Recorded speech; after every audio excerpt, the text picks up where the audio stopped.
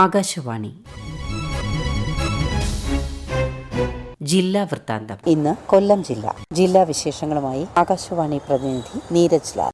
നവകേരളം കർമ്മ പദ്ധതിയുടെ ഭാഗമായ അംഗൻജ്യോതി പദ്ധതിക്ക് ജില്ലയിൽ തുടക്കമായി. പദ്ധതിയുടെ ഭാഗമായി ആദ്യഘട്ടത്തിൽ അങ്കണവാടികളിലെ പാചകം സൗരോർജ്ജ സഹായത്തോടെ നടത്തും.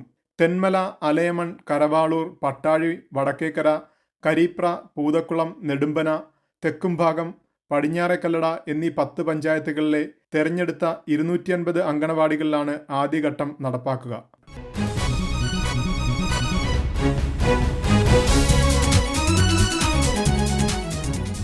അഴകേറും കേരളം ശുചീകരണ യജ്ഞത്തിന്റെ ഭാഗമായി കൊല്ലം ബീച്ചും പരിസരവും ശുചീകരിച്ചു.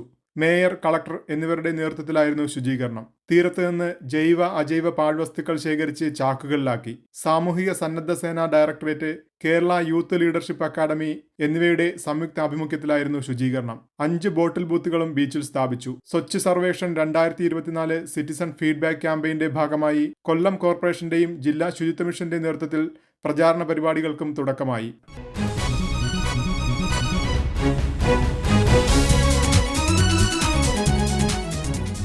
റെയിൽവേയുമായി ബന്ധപ്പെട്ട വിവിധ വികസന പദ്ധതികൾക്ക് ജില്ലയിൽ തുടക്കമായി. റെയിൽവേ ഓവർബ്രിഡ്ജുകൾ, സബ്വേകൾ എന്നിവയുടെ നിർമ്മാണത്തിനാണ് നടപടിയായത്. നിർമ്മാണോദ്ഘാടനം പ്രധാനമന്ത്രി ഓൺലൈനായി നിർവഹിച്ചു. വലിയ ഗതാഗത കുരുക്കിനും സമയനഷ്ടത്തിനും ഇടയാക്കുന്ന റെയിൽവേ ഗേറ്റുകൾക്ക് പകരം റെയിൽവേ മേൽപ്പാലങ്ങൾ യാഥാർത്ഥ്യമാകുന്നത് വികസനത്തിന് സഹായകമാകും. Ochira gate, Chittumala gate, Ollal gate, Edakkulangara gate, Polayathodu gate, Mynagappally gate, Kallumthazham gate, Kundara Pallimukku gate എന്നിവിടങ്ങളിലാണ് റെയിൽവേ മേൽപ്പാലങ്ങൾ നിർമ്മിക്കുക.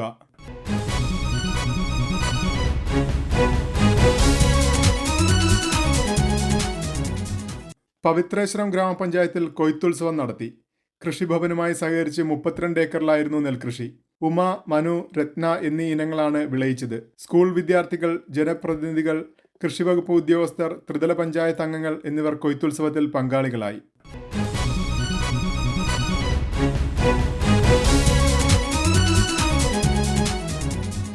കേരള ഖരമാലിന്യ പരിപാലന പദ്ധതിയുടെ സ്കൂൾ തല അവബോധ പ്രചാരണ പരിപാടിക്ക് ജില്ലയിൽ തുടക്കമായി.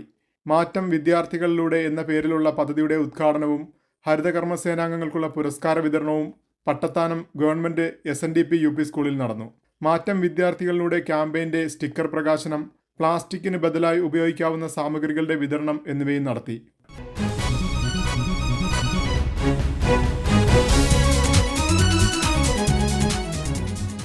ആഴക്കടലിൽ നിന്ന് അപൂർവ അതിഥി അഴീക്കൽ തീരത്തെത്തി.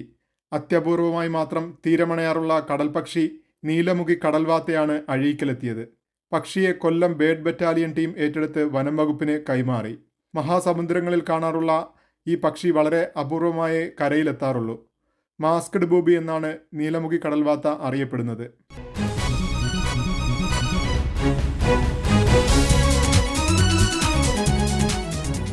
കൊല്ലം ബീച്ചിൽ കടലാമ മുട്ടയിട്ടത് കൗതുകമായി. രാത്രി ബീച്ചിൽ സന്ദർശകരുടെ തിരക്കുള്ള സമയത്താണ് ഒലിവ് റെഡ്ലി ഇനത്തിൽപ്പെട്ട കടലാമ തീരത്തെത്തി മുട്ട നിക്ഷേപിച്ച് മണൽ മൂടി സുരക്ഷിതമാക്കിയ ശേഷം കടലിലേക്ക് മടങ്ങിയത്. വിവരമറിഞ്ഞെത്തിയ വനം വകുപ്പ് സാമൂഹ്യ വനവത്കരണ വിഭാഗ ഉദ്യോഗസ്ഥർ മുട്ടകൾ ശേഖരിച്ച് സുരക്ഷിത സ്ഥാനത്തേക്ക് മാറ്റി. ജനത്തിരക്കും തെരുവ് നായ്ക്കളും മുട്ടയ്ക്ക് തട്ടുകേടാകുമെന്ന് കണ്ടാണ് വനം വകുപ്പിന്റെ നടപടി.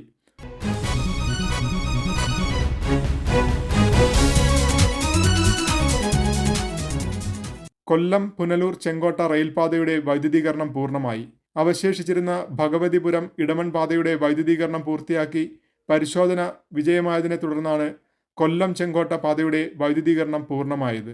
33 കിലോമീറ്റർ റെയിൽപാതയുടെ വൈദ്യുതീകരണമാണ് അവസാന ഘട്ടത്തിൽ നടത്തിയത്. നിലവിലെ ട്രെയിനുകളിൽ കൂടുതൽ കോച്ചുകൾ ഘടിപ്പിക്കാനും പുതിയ ട്രെയിൻ സർവീസുകൾ ആരംഭിക്കാനും വൈദ്യുതീകരണം വഴി തുറക്കും.